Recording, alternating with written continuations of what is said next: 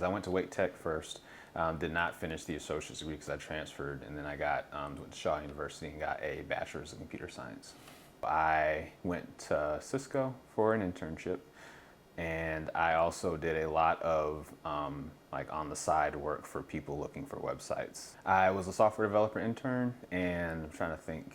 I think the biggest thing I did was they were switching platforms from like one digital platform to hold all of their information about different organizations and things at Cisco to another platform, and so I helped facilitate and do a lot of the web work around that. I also did a program that helped pull data out of Excel files and like drop it into like a more easier to digest format. And the last thing was helping source speakers for our data symposium. So we just it was kind of like going on LinkedIn and asking, hey, you want to speak at our thing? You want to speak at our thing? And so that's kind of like the three big things. The internship did lead into a full-time position. I did not get a job with the team that I worked for because I believe they didn't have any spots on that team, but it did, once you have an internship there, it makes it a lot easier to get other job opportunities there. So I had a couple of other interviews for different positions at Cisco after that, and I accepted one of them. Especially as a software developer, you'll learn a lot of things in school, but almost everything I did at that internship, I had learned outside of school, and maybe it was augmented by school things, but a lot of school stuff isn't necessarily like up to date on like technology moves so fast. So definitely think the projects helped, and then the internship helped a lot, because especially any internship is great, but Cisco is a fairly well-known company in the tech space, so that helped to get a lot of other interviews that I could use to help like with that process. So yeah, I definitely think it's very helpful. At Bandwidth, we're a tech company that provides ways for people to interact with phone calls. So I'm trying to like not make it super boring and the sound, but it is actually pretty cool because you have just regular phone calls. And sometimes you want to make phone calls through a computer or through software and all those things. So we have a lot of software that allows for people to make phone calls in a lot of different ways. And we also, because we are software developers, we are a tech company, we can add a lot of cool features to our network to allow for, like, one interesting thing we worked on is called Pin Drop. And we integrate with this service to basically use your voice to kind of say, hey, this person's no good, don't let them through, or let them through. So a lot of cool things over there. I guess first and foremost, I write code. So software developer, whenever something comes in, I will code up that feature.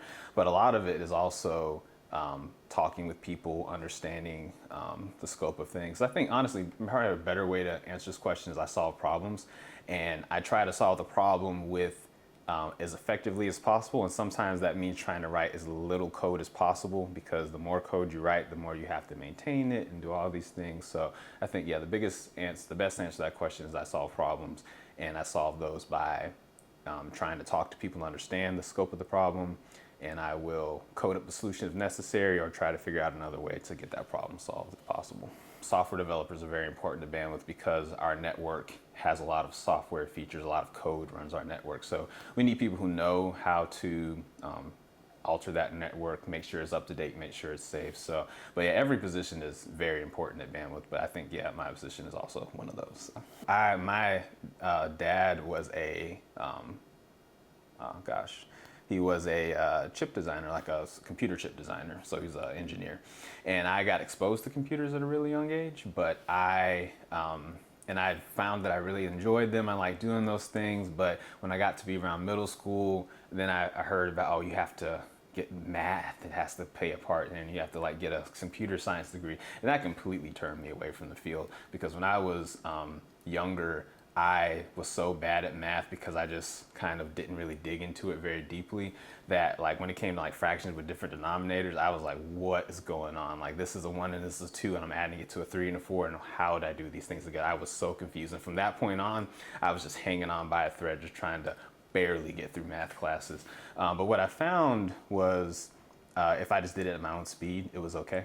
And so after I graduated and I'd been working the field for a while, I was like, yeah, I do really love computers. I do want to be around those. So I'm just going to learn that stuff on my own. And so yes and no. Yes, like my heart of hearts wanted to do it, but the math turned me away, but I got back on it. maybe if I could say anything, just keep chasing after what you enjoy. If you find that you don't like it, then you can always switch. It's never too late, no matter what you go to school for or how much time you sink in. I had somebody I worked with who was a software developer, and he went to school for a divinity he got a master's in divinity. So there's a lot of different pathways to get to where you want to go. So it's kind of follow your passions is what I would say.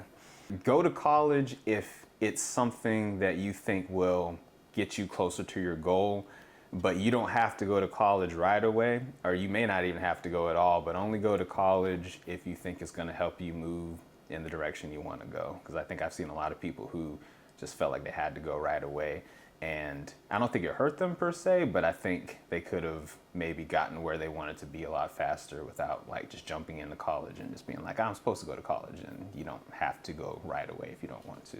I think the thing that I didn't understand when I was younger is that so many professionals in the world who are like building your house or doing your plumbing or doing your computer stuff, whatever, there's so much elements of self-teaching in there that a lot of people, I think, maybe expect that you have to go to school to get all these skills. You have to wait until you're in this certain setting to learn how to do a certain thing. And I think that is absolutely not true. I think if you want to be a mechanic, find a broken car and start fixing it. If you want to be a software developer, find like a free course online and start coding. If you want to be an artist, to start drawing. I think the biggest thing you can do for yourself if you want to figure out if you want to do a career is just to go ahead and do it. Don't wait for college to teach you. Don't wait at all. Like you have the power to just go ahead with YouTube and all this stuff. Just go ahead and go for it.